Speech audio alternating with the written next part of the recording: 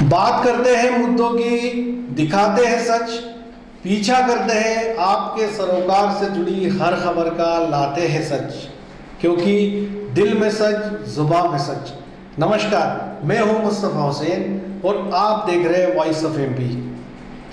हम हाजिर हैं आज 3 मुद्दों को लेके, जिस पे सिलसिलेवार बात करेंगे। पहला, अब की बार मध्य प्रदेश में किसकी सरकार, और दूसरी खास बात कि कौन कौन लोग मध्य प्रदेश में भाजपा सरकार के मंत्रिमंडल के सदस्य होंगे, और तीसरी बात कोविड-19 यानी कोरोना वायरस। सबसे पहले बात शुरू करते हैं कोरोना से। कोरोना की आहट के चलते आज पूरा देश जनता कर्फ्यू में है, और नीमच ज़िले की बात करें तो नीमच मंदसौर ज़िला भी पूरी तरह सन्नाटे में है। लोग अपने घर के बाहर बिल्कुल भी कहीं नहीं दिखाई दिए, सड़कें सूनी पड़ी हुई है। लेकिन सबसे ख़ास बात, ये कोरोना वायरस के बारे में अब तक की जो जानकारी हासिल की है वो ये है कि ये उन देशों में अपना असर दिखा रहा है जहाँ पे नमी है, ठंडक है, या कोल्ड का सीज़न है, या बारिश है। जिन देशों में गर्मी पड़ती है वहाँ इस वायरस का कोई इफ़ेक्ट दिखाई नहीं दे रहा। दूसरी ख़ास बात है कि ये जो वायरस है ये स्वाइन फ्लू और डेंगू की तुलना में बेहद कम ख़तरनाक है। इसकी मोर्टेलिटी रेट भी काफ़ी कम है। तीसरी बात यह है कि आप सब महसूस कर रहे होंगे कि मालवा में 21 मार्च से गर्मी पड़ना शुरू हो गई। आज भी काफ़ी गर्म दिन है। इससे जाहिर होता है कि जैसे जैसे मौसम का बदलाव आ रहा है, गर्मी तेज़ हो रही है, इस वायरस के फैलने का ख़तरा कम होता जा रहा है। और एक अहम बात यह है कि ये वायरस उन इलाकों में ज़्यादा फैलता है जो मेट्रोपॉलिटन सिटीज़ हैं, जहाँ पे मॉल है, भीड़ है, लोग स्विगी और जोमेटो से खाना मंगाते हैं, रेस्तरां में खाना खाते हैं, पिज़्ज़ा बर्गर खाते हैं। भारत गांव का देश है। गांव में लोग चूल्हे पे खाना पकाते हैं, घर में खुद खाना खाते हैं, खुद बनाते हैं। उनका इम्यूनिटी सिस्टम काफ़ी स्ट्रॉन्ग है। जो घोर शहरी जीवन जीता है उनके इम्यूनिटी सिस्टम पे इस वायरस का इफ़ेक्ट एक बार हो सकता है, लेकिन गाँव के देश भारत में इसकी संभावना कम नज़र आती है कि ये वैसा विकराल रूप दिखा सके जो इसने चाइना, इटली और स्पेन में दिखाया था। लेकिन इन सब के इधर एक ख़ास बात है कि कोरोना की आहट के बाद भारत की अर्थव्यवस्था बहुत ही बुरी स्थिति में पहुंच चुकी है। नीमच मंदसौर की बात करें तो आसपास के क्षेत्र में कई जो छोटी मोटी फैक्ट्री और उद्योग धंधे लगे हैं, वहाँ पे बाहर से ऑर्डर्स आना बंद हो चुके हैं और फैक्ट्रियाँ लगभग बंद हो गई है। 2 दिन पहले चांदी 10,000 रुपये किलो टूट गई, जिससे नीमच के सर्राफे में कई व्यापारियों को लाखों का नुकसान हुआ। तो कोरोना की आहट ने हमारे बाज़ार को, अर्थव्यवस्था को ध्वस्त कर दिया। दूसरी ख़ास बात यह है कि ये जो उद्योग धंधे हैं, फैक्ट्रियाँ हैं, ये जो बंद हो रही है, इसके चलते मज़दूर बेरोज़गार हो रहे हैं। उनके सामने 2 जून की रोटी का मसला खड़ा हो गया है।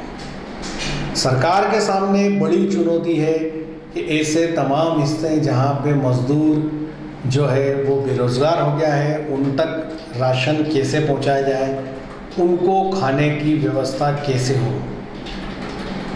इस समय जब कोरोना ने आहट दी है, आम तौर पे माना जाता है कि नीमच मंदसौर का जो इलाका है ये सामाजिक संगठनों का बड़ा ही महत्वपूर्ण इलाका है। यहाँ पे सामाजिक संस्थाएं बढ़ चढ़ कर के काम करती है, लोगों की मदद का हाथ बढ़ाती है।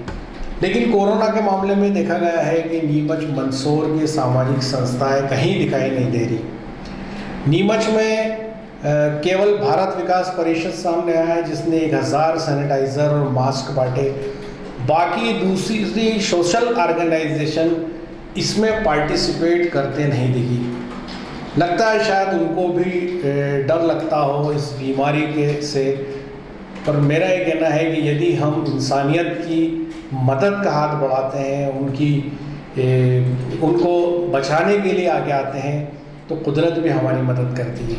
पर 2 दिन से जो मौसम ने करवट बदली है, उससे ये लगता है कि कोरोना कम से कम मालवा से तो विदा हो गया। दूसरी ख़ास बात करते हैं, वो ये कि मध्य प्रदेश में सरकार का गठन, जैसी कि दिल्ली के गलियारों से खबर आ रही है कि 24 मार्च को भोपाल में भाजपा विधायक दल की बैठक तय हो चुकी है। इस दिन भाजपा अपने विधायक दल का नेता चुन लेगी और विधायक दल के नेता के नाते 2 नाम स्पष्ट तौर पर सामने दिखाई दे रहे हैं। वो नाम है शिवराज सिंह चौहान और नरेंद्र सिंह तोमर। अभी तक का जो अनुमान है और जो जानकारी है वो यही है कि इन दोनों में से किसी एक को दिल्ली सीएम बना सकती है। सूत्रों से जो जानकारी आ रही है उसमें यह है कि दिल्ली की पसंद नरेंद्र सिंह तोमर है, लेकिन विधायकों की जो पसंद है वो शिवराज सिंह चौहान है, क्योंकि अधिकांश विधायक वे ही है जिनको शिवराज सिंह चौहान ने टिकट दिए थे और वो चुनाव जीते थे। ऐसे में संभावना ये है कि इन दोनों में से किसी एक का चुनाव 24 मार्च को हो जाएगा। 25 मार्च को मध्य प्रदेश की सरकार शपथ ले लेगी, नया मुख्यमंत्री शपथ ले लेगा और 10 लोगों को इसमें मंत्री बनाए जाने की खबर है। इसमें जो 10 लोग मंत्री बनाए जाएंगे उसमें करीब 6 लोग वो होंगे जो सिंधिया समर्थक विधायक है, जो कांग्रेस से बगावत करके बीजेपी में आए हैं। उसमें तुलसी सिलावट, गोविंद सिंह, बिसाहूलाल सिंह, ऐदल सिंह कंसाना, हरदीप सिंह डंग, इनका नाम प्रमुखता से आ रहा है। और ये जानकारी भी आ रही है कि नीमच मंदसौर संसदीय सीट से जिस विधायक को मंत्रिमंडल में लिया जा रहा है वो पहला नाम जो आ रहा है वो हरदीप सिंह डंग का आ रहा है। स्पष्ट तौर पे जानकारी आ रही है कि पहले जो 25 मार्च को भोपाल में जो मंत्रिमंडल शपथ लेगा उसमें हरदीप सिंह डंग जो है वो मंत्री बनाए जा सकते हैं और 10 मंत्रियों में उनकी शपथ हो सकती है। दूसरा यह है कि सिंधिया समर्थक तुलसी सिलावट को नई सरकार में उप मुख्यमंत्री बनाया जा सकता है। तो 24 को भाजपा विधायक दल की बैठक, 25 को सरकार का शपथ और 26 मार्च को राज्यसभा की वोटिंग होगी। उसके बाद सरकार जो है दूसरा फेरबदल करेगी और नए मंत्रियों को शपथ दिलाएगी, क्योंकि अब सरकार जो बीजेपी की है, जो भी बीजेपी का मुखिया बनेगा उसके सामने पहली चुनौती ये रहेगी कि जो 25 जगह खाली है जहां विधानसभा चुनाव होने हैं वहां से बीजेपी प्रत्याशियों को चुनाव जिता कर लाना, क्योंकि यदि भारतीय जनता पार्टी के प्रत्याशी नहीं जीतते हैं तो ऐसी स्थिति में भाजपा सरकार अल्पमत में आ सकती है। तो कम से कम 15 विधायकों को जिता के लाने की जवाबदारी मध्य प्रदेश के नए मुखिया पर होगी। तो कुल मिलाकर के इसी जवाबदारी को देखते हुए ये गुणाभाग पार्टी कर रही है कि मध्य प्रदेश में किसको मुख्यमंत्री बनाया जाए। तो 24 तारीख को विधायक दल की बैठक, 25 को शपथ और 26 को राज्यसभा की वोटिंग, उसके बाद मंत्रिमंडल का विस्तार और फिर उन 25 सीटों पर विधानसभा का चुनाव। तो कुल मिलाकर के आने वाले जो दिन हैं वो मध्य प्रदेश में राजनीति के लिहाज से बेहद महत्वपूर्ण माने जा रहे हैं। उधर कमलनाथ दिल्ली पहुंच चुके हैं सोनिया गांधी से मुलाकात करने, और जैसा कि उनके समर्थक बार बार कह रहे हैं कि ये अल्प विराम है और टाइगर कम बैक।